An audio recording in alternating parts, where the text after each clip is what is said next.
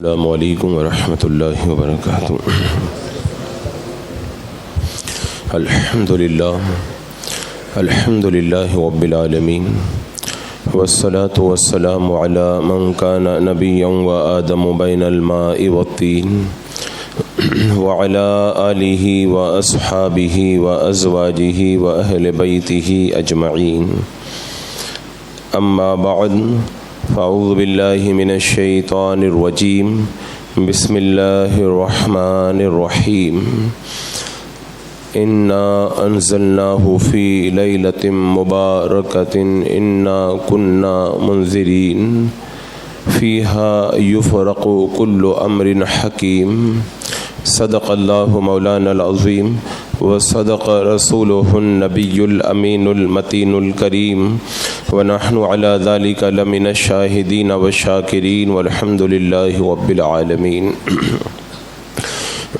حصول برکت کے لیے انتہائی عقیدت و محبت کے ساتھ حضور اکرم سید عالم محمد رسول اللہ صلی اللہ تعالی علیہ وسلم کی پرنور بارگاہ میں درود و سلام کا ہدیہ پیش کر لیجیے۔ اللہم صلی علی سیدنا و شفیعنا و حبیبنا و مولانا محمد وبارک وسلم، صلاۃ و سلام علیک یا رسول اللہ صلی اللہ تعالی علیہ وسلم۔ ماہ شعبان المعظم کی برکتوں سے ہم اور آپ مالا مال ہو رہے ہیں، اور یہ عظمت والا مہینہ اپنی تمام تر برکتوں اور رحمتوں کے ساتھ میں ہم پر سایہ فگن ہے۔ یہی وہ مقدس مہینہ ہے جس کے بارے میں میرے آقا صلی اللہ تعالیٰ علیہ وسلم نے ارشاد فرمایا، شعبان میرا مہینہ ہے، رمضان اللہ کا مہینہ ہے۔ اور حدیث پاک میں ہے، حضور اکرم صلی اللہ تعالیٰ علیہ وسلم جتنا اہتمام اس مہینے کا فرمایا کرتے تھے اتنا اہتمام کسی اور مہینے کا نہیں کیا کرتے تھے، یعنی رمضان المبارک کے علاوہ بہت زیادہ کثرت سے عبادت کا اس مہینے کے اندر آقا کریم صلی اللہ تعالیٰ علیہ وسلم اہتمام فرمایا کرتے تھے۔ اور صوفیاء کرام نے کہا ہے کہ رمضان المبارک کے مہینے میں جو رحمت کی بارش ہوتی ہے، اس رحمت کی بارش کے جو بادل ہیں، جو موسم بنتا ہے، وہ اسی مہینے شعبان کے مہینے میں موسم بنتا ہے۔ اگر کوئی یہ چاہتا ہے کہ ماہ رمضان کے اندر میرے اوپر خوب رحمتیں نازل ہوں، رحمتوں کی بارشیں اتریں، تو اس کے لیے ضروری ہے کہ وہ شعبان کے مہینے میں رحمتوں کی بارش کا موسم بنائے، اپنے آپ کو نیک بنائے، پرہیزگار بنائے، متقی بنائے، پارسا بنائے، عابد و زاہد بنائے، کثرت سے عبادت کرے، کیونکہ جب اس مہینے کے اندر رحمتوں کی بارش کے لیے موسم بنے گا تبھی جا کر کے ماہ رمضان المبارک کے اندر رحمتوں کی بارشیں نازل ہوں گی۔ اور پھر آنے والا منگل کا دن 14 شعبان المعظم کا مقدس دن ہے، جو دن گزار کر کے رات میں آنے والی رات شب براءت ہے، اور پھر اگلا دن 15 شعبان المعظم کا مقدس دن ہے۔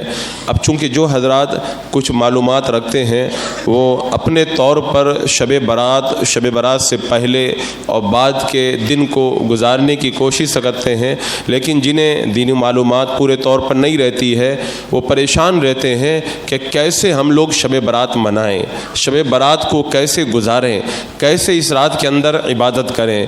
تو میں چاہوں گا کہ آج کی اس محفل کے اندر شب برات کا استقبال کیسے کیا جائے، اور پھر شب برات کو کیسے گزارا جائے، اور آنے والے دن کے لیے کیا اہتمام کیا جائے، اس حوالے سے کچھ باتیں آپ کے سامنے رکھوں، تاکہ اسی کی روشنی کے اندر آپ اپنا پورا شیڈول بنائیں اور اسی اعتبار سے اپنے پورے دن اور رات کو آپ حضرات گزارنے کی کوشش کریں۔ سب سے پہلے آنے والا منگل کا دن جو 14 شعبان المعظم کا دن ہے، اس دن کے اندر پہلے آپ حضرات روزہ رکھیں، کیونکہ حضور اکرم صلی اللہ تعالیٰ علیہ وسلم رمضان المبارک کے علاوہ سب سے زیادہ روزہ ماہ شعبان المعظم کے اندر رکھا کرتے تھے۔ کسی نے پوچھا کہ یا رسول اللہ صلی اللہ تعالیٰ علیہ وسلم، آپ شعبان المعظم کے مہینے میں اس قدر کثرت کے ساتھ میں روزہ کیوں رکھتے ہیں؟ تو آقا کریم صلی اللہ تعالیٰ علیہ وسلم نے ارشاد فرمایا کہ میں اس بات کو پسند پسند کرتا ہوں کہ میرا عمل رب کی بارگاہ کے اندر اس حال میں پیش ہو کہ میں روزے کی حالت میں رہوں. اور چونکہ شعبان المعظم کی جو رات آتی ہے 15ویں شب، اس رات کے اندر بندوں کے اعمال اللہ کی بارگاہ کے اندر پیش ہوا کرتے ہیں، تو آپ منگل کا جو 14 شعبان کا دن ہے آنے والا، اسی دن کے اندر روزہ رکھیں تاکہ شب برات کا جب آغاز ہو اور آپ کا عمل رب کی بارگاہ میں جب پیش ہو تو آپ روزے کی حالت میں رہیں. اور حدیث پاک میں ہے جو بندہ شعبان المعظم کا ایک روزہ رکھتا ہے، اللہ تبارک و تعالیٰ اسے جہنم سے نجات عطا فرما دیتا ہے. تو یہ ہمارے لیے بڑی سعادت مندی کی بات ہے کہ ہم لوگ سب سے پہلے اس کی تیاری یہ کریں کہ شب برات آنے سے پہلے 14 شعبان المعظم کو روزہ رکھ لیں. اس کے بعد میں پھر اس مقدس رات کا جو استقبال کرنا ہے، ہم نے بزرگوں سے سنا ہے کہ بزرگوں کا یہ طریقہ تھا کہ شب براءت جو سورج ڈوبنے کے بعد شروع ہوتی ہے، وہ عصر کے بعد ہی سے اس کی تیاری شروع کر دیتے تھے. اور تیاری کا ایک طریقہ بزرگوں کا یہ ہے کہ عصر کی نماز کے بعد یا سورج غروب ہونے سے پہلے وہ حضرات مسجد کے اندر جمع ہو جاتے تھے اور سب سے پہلے 40 مرتبہ لا حول ولا قوت الا باللہ العلی العظیم پڑھتے. اس کے بعد میں 100 مرتبہ آقا کریم صلی اللہ تعالیٰ علیہ وسلم پر درود پاک پڑھتے. تو یہ 40 مرتبہ لا حول پڑھنا اور 100 مرتبہ درود پاک پڑھنا یہ بزرگوں کا معمول ہے شب برات کا استقبال کرنے کے لیے. اور فرمایا گیا جو بندہ عصر کے وقت میں شب برات کی آمد سے پہلے اس وظیفے کو پڑھ لے گا، اللہ تبارک و تعالیٰ پورے سال اس کو مصیبتوں اور پریشانیوں سے محفوظ و مامون فرما دے گا. تو آپ حضرات بھی شعبان المعظم کی اس مقدس رات کا استقبال عصر کے بعد ہی سے شروع کر دیں. اچھی طریقے سے تیار ہو کر کے آئیں اور اپنی ضروریات سے فارغ ہو کر کے اتنی دیر پہلے مغرب سے اتنی دیر پہلے مسجد میں آ جائیں کہ 40 مرتبہ لا حول شریف پڑھ سکیں اور 100 مرتبہ درود پاک پڑھ سکیں. اور میں اس کے اندر اتنا اضافہ اور کرنے کے لیے کہوں گا کہ اگر ہو سکے تو 40 مرتبہ یا 70 مرتبہ استغفر اللہ ربی من کل ذنب و اتوب الیہ بھی پڑھ لیں. کیونکہ شب برات کے اندر جب ہمارے اعمال رب کی بارگاہ میں پیش ہوں گے تو ہم شب برات کے آنے سے پہلے ہی جب اللہ کی بارگاہ میں توبہ کر لیں گے تو ہمارا نامہ اعمال رب کی بارگاہ میں اس حال میں پیش ہوگا کہ اس کے اندر توبہ و استغفار شامل ہوگا. تو اللہ تبارک و تعالی ہمارے لیے مغفرت کا سامان پیدا فرما دے گا. تو یہ تو عصر کے بعد کا معاملہ ہوا. اس کے بعد میں جب سورج ڈوب جائے گا اور مغرب کی نماز ہوگی، اور آپ کو پتہ ہی ہے حدیث پاک میں نے کتنی مرتبہ آپ کے سامنے رکھی کہ جب 15ویں شعبان کے اندر سورج ڈوب جاتا ہے، سورج ڈوبنے سے لے کر کے صبح صادق تک اللہ کی رحمتیں آواز دیتی ہیں اور آسمان دنیا پر اللہ کی رحمتیں تجلی فرماتی ہیں. اور یہ کہا جاتا ہے کوئی مغفرت کا طلبگار میں اس کی مغفرت کر دوں، ہے کوئی کچھ مانگنے والا اس کو میں عطا کر دوں، ہے کوئی پریشانی کے اندر مبتلا اس کی پریشانی کو میں دور کر دوں، ہے کوئی رزق کو طلب کرنے والا اسے میں روزی عطا فرماؤں، ہے کوئی یعنی بار بار رب کی رحمتیں یہ صدا دیتی ہیں. تو جیسے ہی منگل کے دن مغرب کی نماز یعنی جب سورج ڈوب جائے تو اسی وقت سے اللہ کی رحمتیں جب اترنا شروع ہو جائیں گی. اور حدیث پاک میں آیا کہ اس دن اللہ تبارک و تعالی آسمان دنیا پر تجلی فرماتا ہے اور اس رات کے اندر عرب کے مشہور قبیلہ بنی بکر کی بکریوں کے بالوں کے برابر گنہگاروں کو جہنم سے نجات عطا فرماتا ہے اور اتنے گنہگاروں کے اللہ تعالیٰ مغفرت فرماتا ہے. تو آپ حضرات مغرب کی نماز کے اندر آئیں اور مغرب کی نماز اچھا ایک بات اس سے پہلے میں اور بھی عرض کر دوں، اگر آپ حضرات شب برات کا استقبال کرنا چاہتے ہیں تو آپ کو اپنے ذہن کے اندر یہ بات رکھنا ہوگا کہ حدیث پاک کے اندر کچھ ایسے لوگوں کا ذکر ہے جو شب برات کی اتنی اترنے والی برکتوں کے باوجود بھی محروم رہ جاتے ہیں. لہذا اگر آپ حضرات ان روزوں کو رکھنا چاہیں، وظائف کو ادا کرنا چاہیں تو اس سے پہلے اس بات کا خیال رکھیں کہ حدیث پاک میں جن لوگوں کو اس رات کے اندر محروم قرار دیا ہے، اگر خدا نہ کرے ہم میں سے کوئی ایسا بندہ ہو تو شب برات کے آنے سے پہلے اپنے آپ کو ان چیزوں سے پاک پاک صاف کر لیں. جیسا کہ حدیث پاک میں فرمایا گیا اس رات کے اندر جو محروم رہتا ہے ان میں سے ایک تو وہ بندہ جو والدین کا نافرمان ہے. تو اگر کسی کے ماں باپ اس سے ناراض ہیں تو شب برات کے آنے سے پہلے اپنے والد محترم کو اپنی والدہ محترمہ کو راضی کر لیں, چاہے معافی مانگ کر کے راضی کریں. اگر وہ آپ سے کچھ طلب کر رہے ہیں تو ان کو دے کر کے راضی کر لیں. اگر ابھی نہیں دے سکتے تو ان سے وعدہ کر لیں میں آپ کو یہ چیز دوں گا, اس طرح وعدہ کر کے ان کو راضی کر لیں, ان کے پاؤں پکڑ کے ان کو راضی کر لیں. کسی بھی طریقے سے آپ حضرات اپنے والدین کو راضی کر لیں, کیونکہ اگر آپ کے والدین آپ سے ناراض ہیں اور آپ ان کی نافرمانی کر چکے ہیں تو پھر شب برات کی برکتیں آپ کو میسر نہیں آئیں گی. دوسرے نمبر پر معاذ اللہ اگر کوئی سود کی لعنت میں گرفتار ہے اور اس بلا میں گرفتار ہے, وہ سود کھانے سے توبہ کر لے تاکہ اس رات کی برکتوں سے مالا مال ہو, کیونکہ سود کا ایک پیسہ کھانا یہ 36 مرتبہ زنا کرنے سے بھی زیادہ سخت برا ہے. تو اس گناہ سے بھی پہلے توبہ کر لے. اگر معاذ اللہ کوئی شرابی ہے تو شراب سے توبہ کر لے, کیونکہ جو بندہ شراب پیتا ہے 40 دن تک اس کی نماز قبول نہیں ہوتی ہے. اس گناہ سے بھی توبہ کر لے.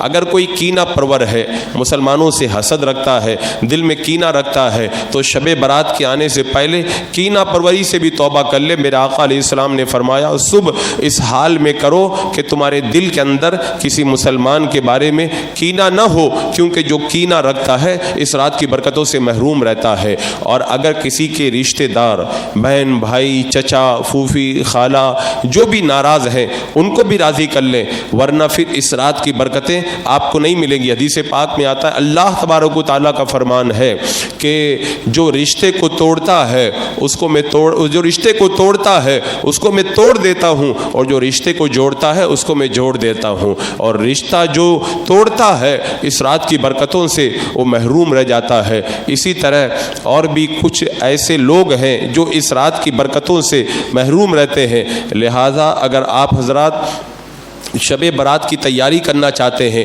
والدین کو راضی کریں, شراب پینے سے توبہ کریں, سود کھانے سے توبہ کریں, اور اگر جو ہے وہ کینہ آپ کے دل میں کسی کے بارے میں ہے کینہ پروری سے توبہ کریں. رشتے اگر آپ کے کٹے ہوئے ہیں رشتوں کو جوڑیں. اور ایک اور ضروری بات, اس رات کی برکتوں سے اگر مالا مال ہونا ہے, آپ کے ذمے اگر کسی کا حق باقی ہے اس کا حق ادا کر دیں. آپ کے ذمے اگر نماز قضا باقی ہے تو ان کو ادا کریں, اور اللہ کی بارگاہ کے اندر پہلے سے توبہ کر کے تیاری کر لیں. جب پورے طور پر آپ اس طریقے سے تیار ہو جائیں پھر شب برات کی برکتوں کو لینے کے لیے رب کی بارگاہ میں حاضر ہوں گے تو اللہ تبارک و تعالیٰ اس رات کی برکتوں سے آپ کو مالا مال فرما دے گا. ایک بات اور یہ بھی یاد رکھیں, توبہ کا یہ مطلب نہیں ہے اے اللہ میں تیری بارگاہ میں توبہ کرتا ہوں. نہیں, توبہ کا مطلب یہ ہے کہ اگر کسی کا مال دبایا ہے تو اس کو مال بھی واپس کیا جائے, اگر کسی کا دل دکایا ہے اس سے معافی مانگی جائے, اگر نمازیں وغیرہ قضا ہیں ان کو ادا کیا جائے, اس کے بعد میں کہا جائے اللہ میں تیری بارگاہ کے اندر توبہ کرتا ہوں. یہ توبہ کا مطلب ہے. تو شب براءت کے آنے سے پہلے توبہ کر لیں, اور اس کے بعد جو میں نے بتایا روزہ رکھیں, اور پھر عصر کے بعد جو وظیفہ بتایا اسے پڑھیں, پھر مغرب کی نماز کے اندر حاضر ہوں. جب مغرب کی نماز مکمل ہو جائے اس کے بعد میں انشاءاللہ حسب دستور جو نوافل یہاں پر فردن ادا کیے جاتے ہیں ان کو ادا کیا جائے گا. یہاں پر بھی ایک بات ذہن میں رکھیں, میں جتنی بھی عبادت بتاؤں گا نفلی عبادت, یہ نفلی عبادت ان لوگوں کے لیے ہے جن کے ذمے کوئی فرض باقی نہیں ہے. اگر کسی کے ذمے فرض نماز یا کوئی فریضہ باقی ہے تو وہ نفل پڑھنے کے بجائے اپنے فرائض کو ادا کرے, اس لیے کہ فرض نماز ایک رکعت ادا کرنا کروڑوں نفل نماز پڑھنے سے زیادہ بہتر ہے.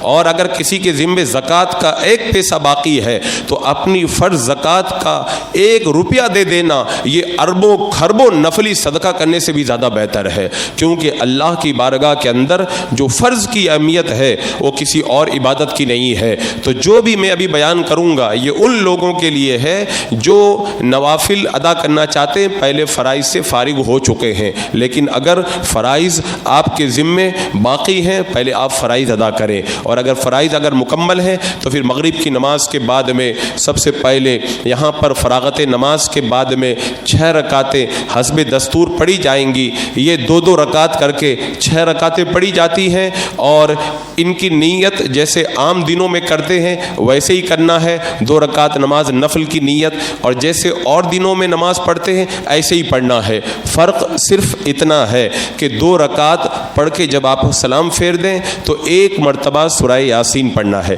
پھر 2 رکعت پڑھ کے سلام پھیر دیں، پھر سورہ یاسین پڑھنا ہے، پھر 2 رکعت پڑھ کے سلام پھیر دیں، پھر سورہ یاسین پڑھنا ہے۔ اگر کسی کو سورہ یاسین یاد نہ ہو تو ہر 2 رکعت کے بعد میں وہ اگر چاہے تو 21 مرتبہ قل اللہ شریف پڑھ سکتا ہے۔ اور دوسری بات یہ ہے، ہر 2 رکعت کے بعد میں اللہ کی بارگاہ میں دعا کرنی ہے۔ پہلے جب 2 رکعت پڑھیں گے 21 بار قل اللہ شریف پڑھ لیں گے، دعا کریں گے اللہ ان نماز کی برکت سے تو مجھے بھلائی کے ساتھ لمبی عمر عطا فرما۔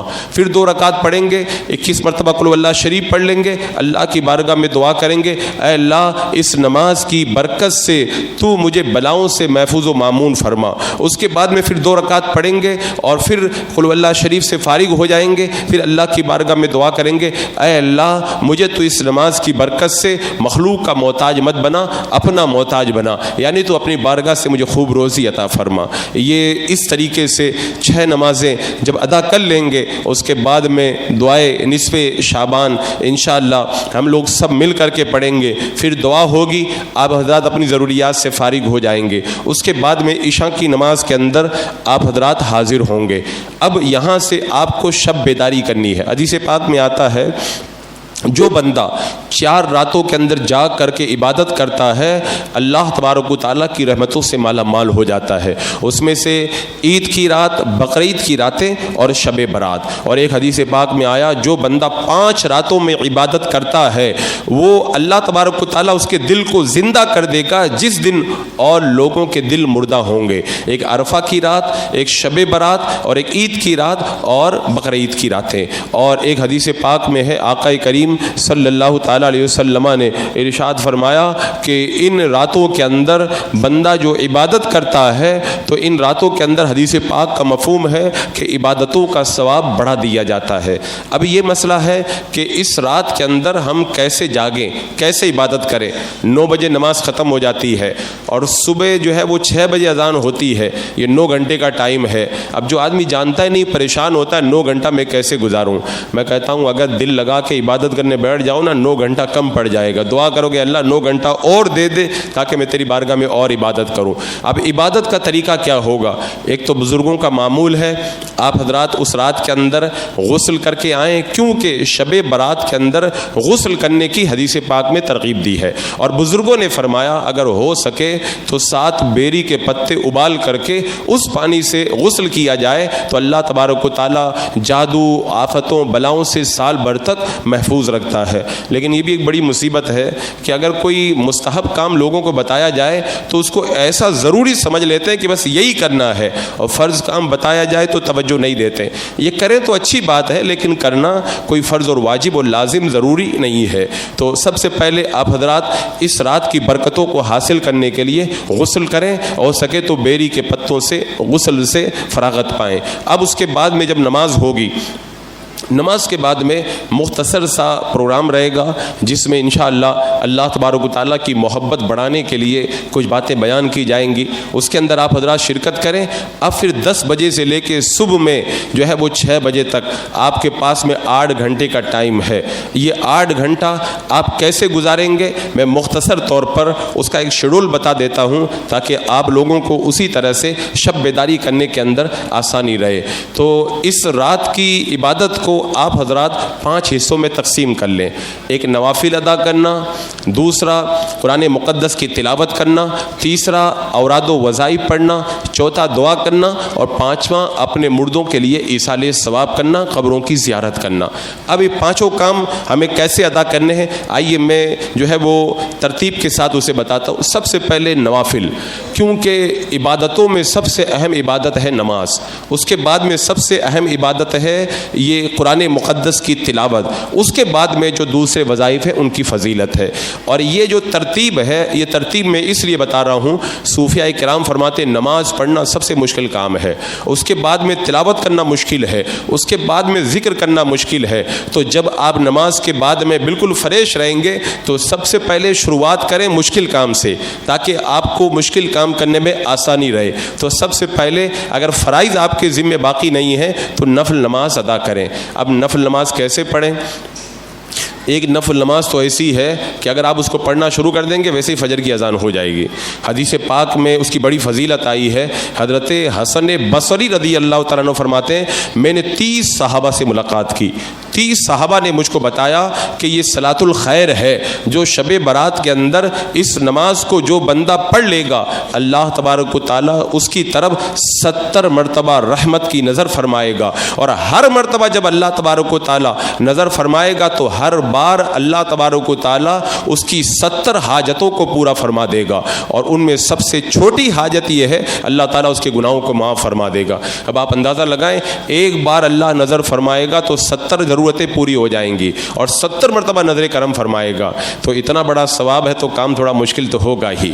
یہ 100 رکعت آپ کو پڑھنی ہے، 2 رکعت کر کے، جیسے اور دنوں میں پڑھتے ہیں ویسے ہی پڑھنی ہے۔ فرق صرف اتنا ہے کہ ہر رکعت کے اندر الحمد شریف کے بعد میں 10 مرتبہ قل هو اللہ شریف پڑھنا ہے۔ تو جب 100 رکعت پڑھیں گے، ہر رکعت میں سورہ فاتحہ کے بعد میں 10 مرتبہ قل هو اللہ شریف پڑھیں گے تو یہ 1000 بار قل هو اللہ شریف پڑھنا ہو گیا۔ یہ نماز بہت فضیلت والی نماز ہے۔ اگر اللہ نے آپ کو ہمت دی ہے، آپ کے ٹانگوں میں پاؤں میں اگر طاقت ہے تو آپ اس نماز کو ادا کر کے شب برات کی برکتوں سے مالا مال ہو سکتے ہیں۔ اور اس کے علاوہ اگر کسی کے لیے نماز مشکل ہے تو اس سے آسان نماز نفل میں بتاتا ہوں۔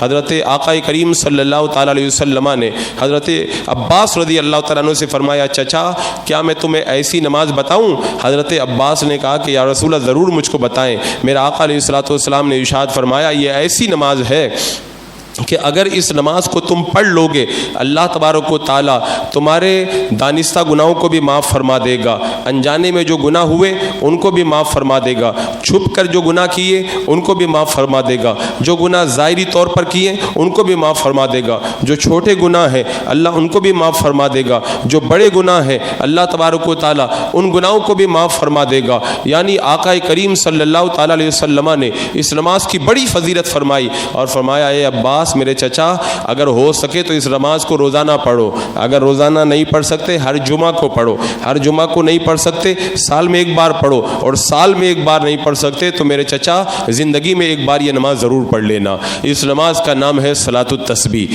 آپ اس رات کے اندر اس نماز کو ادا کریں۔ یہ نماز 4 رکعت جیسے آپ لوگ عصر اور عشاء سے پہلے پڑھتے ہیں ویسے ہی 4 رکعت پڑھنی ہے، کوئی فرق نہیں ہے۔ فرق صرف اتنا ہے آپ حضرات کو ایک تسبیح یاد کرنی ہے، سبحان اللہ والحمد للہ ولا الہ الا اللہ واللہ اکبر۔ سب حضرات پڑھیں سبحان اللہ والحمد للہ ولا الہ الا اللہ واللہ اکبر۔ یہ تسبیح آپ حضرات یاد کر لیں، 4 رکعتوں میں یہ تسبیح آپ کو جو ہے وہ 300 بار پڑھنی ہے، تو ایک رکعت میں 75 بار، تو 4 رکعت میں ہو جائے گی 300 بار۔ اب اس تسبیح کو 4 رکعتوں میں کیسے پڑھنا ہے؟ سب سے پہلے اللہ اکبر کہہ کر کے آپ حضرات نیت باندھیں، سبحانک اللہ پڑھیں، اس کے بعد میں یہ تسبیح 15 بار پڑھ لیں، الحمد شریف پڑھیں، پھر سورہ ملائیں، پھر اس تسبیح کو 10 بار پڑھ لیں، پھر رکوع میں جائیں سبحان ربی العظیم پڑھیں، اس تسبیح کو پھر 10 بار پڑھ لیں، سمیع اللہ لمن حمیدہ ربنا لک الحمد کہہ کر کے کھڑے ہوں، اس تسبیح کو پھر 10 بار پڑھ لیں، سجدے میں جائیں سبحان ربی الاعلیٰ پڑھیں، اس تسبیح کو پھر 10 بار پڑھ لیں، اللہ اکبر کہہ کر کے بیٹھ جائیں، پھر اس تسبیح کو 10 بار پڑھ لیں، پھر اللہ اکبر کہہ کر کے سجدے میں جائیں سبحان ربی الاعلیٰ پڑھیں، پھر اس تسبیح کو 10 بار پڑھ لیں۔ یہ 75 بار ہو گیا۔ دوسری رکعت اسی طرح، تیسری، چوتھی، اس طرح 4 رکعت آپ پڑھیں گے، یہ تسبیح 4 رکعتوں میں مکمل 300 بار ادا ہو جائے گی۔ تو یہ نماز نفل آپ حضرات ادا کریں۔ اب اس کے بعد میں جب آپ حضرات نفل نماز پڑھنے سے تھک جائیں اس کے بعد میں قرآن مقدس کھول کر کے بیٹھ جائیں, قرآن پاک کی تلاوت کریں. اب تلاوت کے اندر آپ چاہیں تو ترتیب سے قرآن مقدس پڑھیں, اس لیے کہ قرآن کی تلاوت ایک ایسی عبادت ہے کہ کوئی بھی عبادت اس کے برابر نہیں ہو سکتی. فرمایا کہ اگر دل کو زنگ لگ جائے, بندہ قرآن کی تلاوت کرے, اللہ تبارک و تعالیٰ تلاوت کی برکت سے اس کے دل کے میل کو دور فرما دیا کرتا ہے. اور فرمایا گیا کہ جو بندہ قرآن کی تلاوت کرے گا, جب قبر میں جائے گا, قبر میں گھبرائے گا تو قرآن اس کا دل بہلانے کے لیے آئے گا. میدان محشر میں جب پریشان ہوگا, اللہ کی بارگاہ میں قرآن مقدس اس کی شفاعت کے لیے آئے گا. اور قرآن مقدس کی تلاوت ایک ایسا وظیفہ ہے. فرمایا حضرت امام احمد بن حنبل رضی اللہ تعالیٰ عنہ نے, اللہ کا خواب میں دیدار ہوا, میں نے رب سے پوچھا مولا میں کیسے تیری بارگاہ میں تیرا قرب پا سکتا ہوں؟ رب نے فرمایا ابن حنبل اگر میری بارگاہ میں آنا چاہتے ہو تو قرآن کی تلاوت کرو, تم میری بارگاہ کے مقرب بن جاؤ گے. اور میرے آقا نے فرمایا جو ایک حرف پڑھتا ہے تلاوت کا, اللہ تعالیٰ قرآن مقدس کے ایک حرف کے بدلے اسے 10 نیکی عطا فرماتا ہے. تو آپ چاہیں تو ترتیب کے ساتھ قرآن مقدس کی تلاوت کریں, اور یا پھر سورہ یاسین پڑھیں بار بار, سورہ رحمان پڑھیں, سورہ تبارک الذی پڑھیں, سورہ حامیم سجدہ پڑھیں. جو سورہ حامیم سجدہ سورہ دخان پڑھتا ہے, حدیث پاک میں آیا وہ اس حال میں اڑتا ہے 70,000 فرشتے اس کے لیے مغفرت کی دعا کرتے رہتے ہیں. تو قرآن کی ہر سورت کی الگ فضیلت ہے, تو کسی بھی سورہ کی تلاوت کریں. جب آپ تلاوت سے تھک جائیں اس کے بعد میں تیسرے نمبر پر آپ حضرات ذکر کے اندر مگن ہو جائیں. ذکر کیسے کریں؟ تو ذکر کے اندر سب سے افضل ذکر جو ہے, افضل الذکر لا الہ الا اللہ. میرا آقا علیہ السلام نے فرمایا سب سے بہتر ذکر ہے لا الہ الا اللہ محمد رسول اللہ. تو آپ اس کو پڑھیں. فرمایا دل میں اگر زنگ لگ جائے تو یہ کلمہ دل کے میل کو دور کر دیتا ہے. حضرت موسیٰ علیہ السلام نے کہا تھا مولا مجھے کوئی وظیفہ بتا دے, اللہ تبارک و تعالیٰ نے یہی کلمہ وظیفہ بتایا. موسیٰ علیہ السلام نے کہا مولا یہ تو سب پڑھتے ہیں. رب نے فرمایا موسیٰ اگر ایک پلڑے کے اندر 7 آسمان اور 7 زمینوں کو رکھ دیا جائے اور دوسرے پلڑے کے اندر اس کلمہ شریف کو رکھ دیا جائے تو اس کا وزن اتنا زیادہ ہے 7 آسمان اور زمین ہلکے پڑ جائیں گے, یہ کلمہ ان کے اوپر بھاری پڑ جائے گا. اور یہ ایسا وظیفہ ہے کہ جو بندہ اس کو پڑھے, ایک حدیث پاک کے اندر آیا میدان قیامت میں بندہ گناہوں کے 99 دفتر لے کر کے آئے گا. جب جہنم میں جانے والا ہوگا اللہ تبارک و تعالیٰ ایک پرچی دے گا کہ اس کو لے جا کر کے وزن کرا. بندہ جب اس کو وزن کرائے گا گناہوں کے 99 دفتر ہلکے پڑ جائیں گے اور وہ ایک پرچی بھاری پڑ جائے گی. اللہ تعالیٰ فرمائے گا جنت میں لے جاؤ. اب وہ بندہ اس پرچی کو کھول کے پڑھے گا, اس میں لکھا ہوگا لا الہ الا اللہ محمد رسول اللہ. تو یہ اتنا بہتر وظیفہ ہے. فرمایا گیا جو 1,00,000 مرتبہ کلمہ شریف پڑھ کے کسی ایسے کو بخش دے جو جہنم میں جانے والا ہے, اللہ تعالیٰ اس کو جنتی بنا دیتا ہے. تو آج کی رات میں آپ حضرات شروعات کریں اس مقدس آنے والی رات میں, اور 1,00,000 مرتبہ کلمہ کا اپنا ٹارگیٹ بنا لیں. رات میں آپ 1,000 پڑھیں, 2,000 پڑھیں, اور عید کا چاند نظر آنے تک 1,000 بار پورا کلمہ شریف پڑھ لیں. تو مرنے کے بعد یہی کلمہ آپ کو جنت میں لے جائے گا. پھر اس کے بعد میں جب کلمہ شریف پڑھ لیں تو درود پاک پڑھیں. اب درود پاک کی فضیلت مجھے الگ سے بتانے کی ضرورت نہیں ہے, سب فکس کر لیں. مجھے 1,000 بار کلمہ شریف پڑھنا ہے, 500 بار درود پاک پڑھنا ہے. درود پاک تو ایسا وظیفہ میرے آقا نے بتایا نا, جو پورا وقت درود پاک میں دیتا ہے اللہ اس کے سارے کام بنا دیتا ہے, ساری ضرورتیں اس کی پوری فرما دیتا ہے. اور جو اگر روزی سے پریشان ہو اللہ اس کو اتنی روزی دیتا ہے کہ بندہ سمجھ بھی نہیں پاتا ہے. تو درود پاک کا وظیفہ پڑھنا شروع کر دیں. اس کے بعد میں استغفار کے اندر مگن ہو جائیں. 100 بار, 200 بار, 300 بار یا 500 بار استغفار کریں. میرے آقا صلی اللہ تعالیٰ علیہ وسلم فرماتے ہیں میں خود روزانہ دن کے اندر 70 مرتبہ استغفار کرتا ہوں. میرے آقا علیہ السلام گناہ نہیں کرتے, لیکن امت کی تعلیم کے لیے آپ فرماتے میں روزانہ 70 مرتبہ استغفار کرتا ہوں. اور فرمایا کہ جو بندہ کثرت سے استغفار کرتا ہے اللہ تبارک و تعالیٰ اس کے غموں کو دور کر دے گا, اس کی مصیبتوں کو دور کر دے گا. اللہ اسے وہاں سے روزی دے گا جہاں سے بندہ گمان بھی نہیں کر سکتا ہے. حضرت حسن بصری رضی اللہ تعالیٰ عنہ کے پاس ایک بندہ آیا کہ اولاد نہیں ہوتی, فرمایا استغفار کرو. دوسرا آیا کہنے لگا کہ کھیتی باڑی نہیں ہوتی, فرمایا استغفار کرو. تیسرا آیا روزی کے اندر تنگی ہے, فرمایا استغفار کرو. چوتھا آیا کہ اولاد نہیں ہوتی, فرمایا استغفار کرو. کسی نے کہا کہ یہ پریشان ہے, آپ سب کو استغفار بتا رہے ہیں. کہا میں نہیں بتا رہا, خود اللہ تبارک و تعالیٰ نے بتایا ہے. اللہ تبارک و تعالیٰ قرآن پاک میں فرماتا ہے فَقُلْتُ اسْتَغْفِرُوا رَبَّكُمْ إِنَّهُ كَانَ غَفَّارًا يُرْسِلِ السَّمَاءَ عَلَيْكُمْ मिदरारा व युमदिदकुम बिअमवालिन व बनीन व यजअल लकुम जन्नातिन व यजअल लकुम अनहारा। इन आयात में रब ने इन चारों परेशानियों का एक ही इलाज बताया है, अगर कोई भी परेशानी हो इस्तिग़फ़ार करो, अल्लाह ताला तुम्हारी परेशानी को दूर फरमा देगा। तो फिर आप 100, 200 या 500 मरतबा तौबा इस्तिग़फ़ार के अंदर मगन हो जाएं। उसके बाद में आप हज़रात जो है वो 100 मरतबा, 200 या 300 मरतबा ला हौला वला कुव्वता इल्ला बिल्लाहिल अलील अज़ीम पढ़े। ये वजीफ़ा मैं बार बार इसलिए बताता हूँ, आजकल लोग गम टेंशन का ज़्यादा शिकार हैं और टेंशन फ्री करने वाला ये वजीफ़ा है। हज़रत अबू मूसा रज़ी अल्लाह तआला अन्हु फरमाते हैं कि एक बार मैं कोई वजीफ़ा दिल में पढ़ रहा था, अल्लाह के रसूल अलैहि सलाम तशरीफ़ लाए, फरमाया अबू मूसा ऐसा वजीफ़ा बताता हूँ, अगर तुम उसको पढ़ लोगे तो ये जन्नत के ख़ज़ानों में से है। मैंने कहा या रसूल अल्लाह बताइए।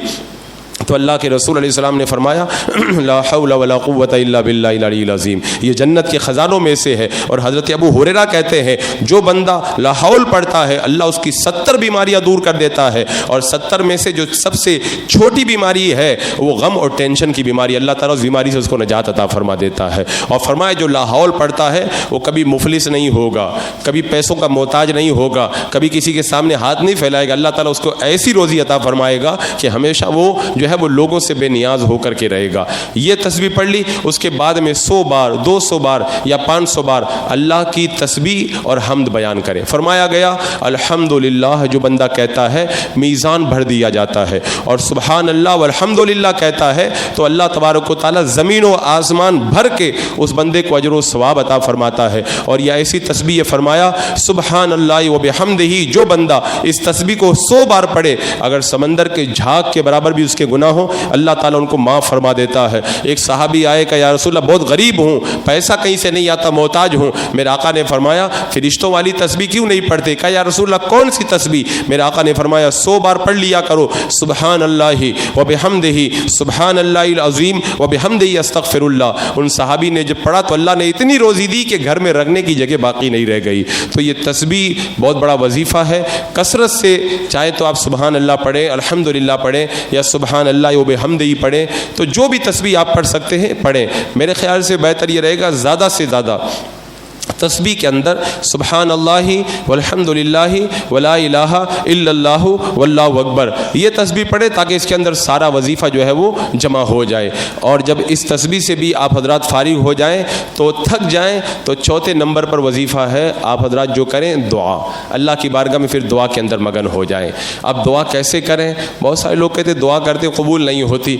दुआ की जो शर्तें हैं, जो आदाब हैं, जो तरीक़ा है, उसके मुताबिक आप दुआ करेंगे। हदीस पाक में आता है 5 रातों में अल्लाह ताला दुआ कबूल फरमाता है। उन्हीं में से एक शबे बरात है, शबे बरात के अंदर जो दुआ की जाती है अल्लाह रद्द नहीं फरमाता, और अल्लाह ताला खुद फरमाता उदूनी अस्तजिब लकुम, मुझसे दुआ करो मैं तुम्हारी दुआ कबूल करूँगा। जब वो खुद ही खालिक फरमा रहा है मांगो, तो फिर कैसे हो सकता है कि वो मांगने का हुक्म भी दे और बंदा मांगे अल्लाह ताला उसको न दे? ऐसा नहीं हो सकता है। बस तरीका होना चाहिए, यानी रोज़ी पाक होना चाहिए, फ़राइज़ को अदा करे, गुनाहों से तौबा कर ले, उसके बाद में बावज़ू हो, अच्छे कपड़े पहने, बदन पे खुशबू लगाए और मस्जिद के अंदर हाजिर हो, खाना काबा की तरफ मुंह कर ले, 2 जानू जैसे अत्तहियात में बैठते हैं ऐसे बैठ जाए, अपने दोनों हाथों को उठा ले, या तो दोनों हाथों को वह जो अपने सीने के बराबर रखे, और या फिर अपने कंधों के बराबर रखे, और या फिर सर के बराबर उठा करके ऊपर करे, और हाथ फैले हुए हों, दोनों हाथों के दरमियान